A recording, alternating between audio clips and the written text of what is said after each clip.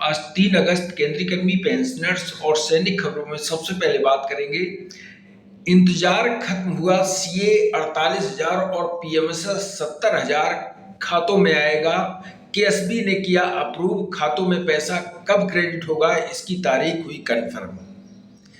8th पे commission में family unit 5 basic में 80% उछाल हो जाएगा।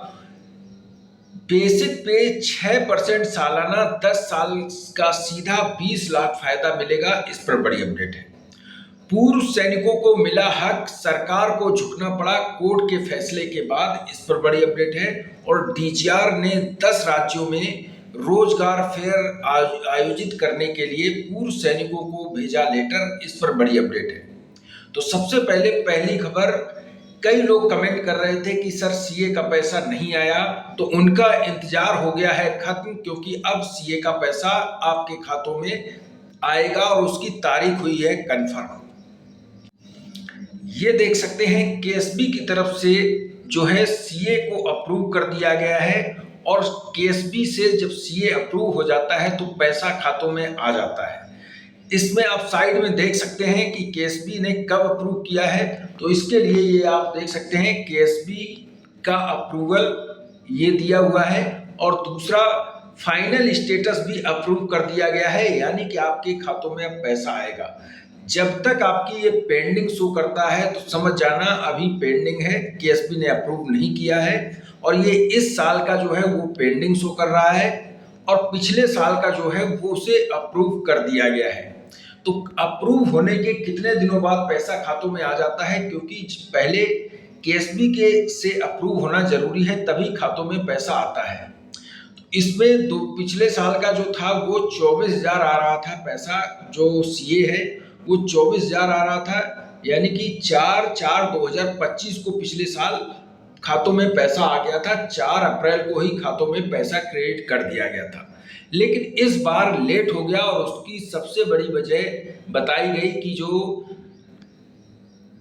इजराइल और ईरान का युद्ध है उसके कारण इसे पैसा को रोक दिया गया था। अब ये पैसा जारी किया जाएगा। किस दिन जारी किया जाएगा, तो पहले तो इसमें जब आपका अप्रूव हो जाता है तो आप इसमें अपना स्टेटस इस आई बटन में क्लिक करके चेक कर सकते हैं। आई बटन में स्टेटस चेक करना और उसमें देखना कि आपका उधर अप्रूव दिखा रहा है कि नहीं दिखा रहा है। तो इसमें क्लिक करके मैं आपको दिखा दे रहा हूं कि अप्रूव हुआ है कि नहीं हुआ है। तो सबसे पहले इसमें आप ये देख सकते हैं फाइनल स्टेटस क्या कह रहा है।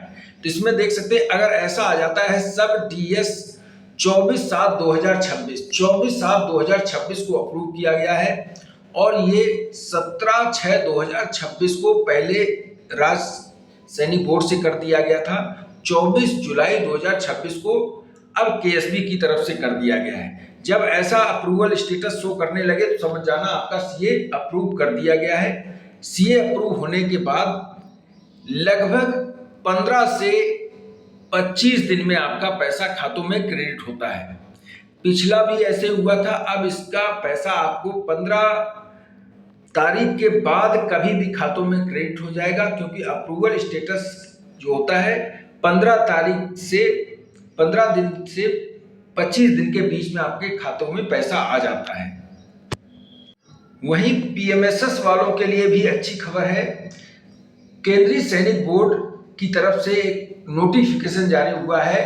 Fresh application for PMSS for academic year 2026 is now open. Eligible student are invited to apply online. Last date to apply 31 दिसंबर 2026। 31 दिसंबर 2026 से पहले आपको अप्लाई करना होगा। पीएमएसएस जो अप्लाई करना चाहते हैं, पीएमएसएस वही लोग अप्लाई कर सकते हैं जिनके बच्चे कोई प्रोफेशनल कोर्स जैसे एमबीए, बीसीए, इस तरह के कोर्स, एमबीबीएस या इस तरह के कोई कोर्स कर रहे हो, तो आप इसके लिए अप्लाई कर सकते हैं पीएमएसएस, जो कि एक बच्चों को लड़का है तो 30,000 सालाना और लड़की है तो इसमें 35,000 मिलता है, और 2 बच्चों को ये पीएमएसएस भी दिया जाता है। जैसे सीए दिया जाता है, पहले 24,000 2 बच्चों को मिलता था, अब ये बढ़ाकर डबल कर दिया गया है। सरकार ने नवंबर में नोटिफिकेशन इसका जारी किया था, तब से ये डबल हो गया है। इस बार जो खातों में पैसा आएगा वो डबल आ सकता है। जिन्होंने 1 नवंबर 2025 के बाद भरा था उनको डबल पैसा आएगा। 8th पे कमीशन में 80% की बढ़ोतरी होगी अगर फैमिली यूनिट बढ़ा दी जाती है।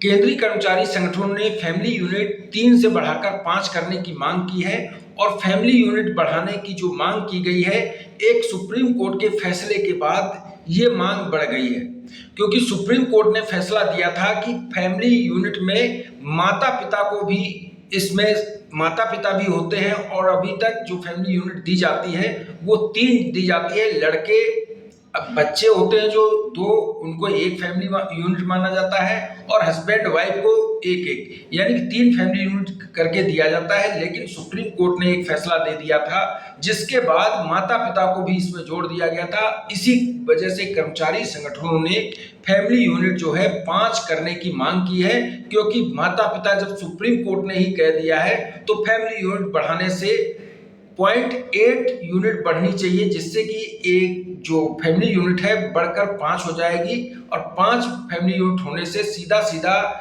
बेसिक में 80% बिना कोई बढ़ोतरी के ही ऑटोमेटिक बढ़ोतरी हो जाएगी।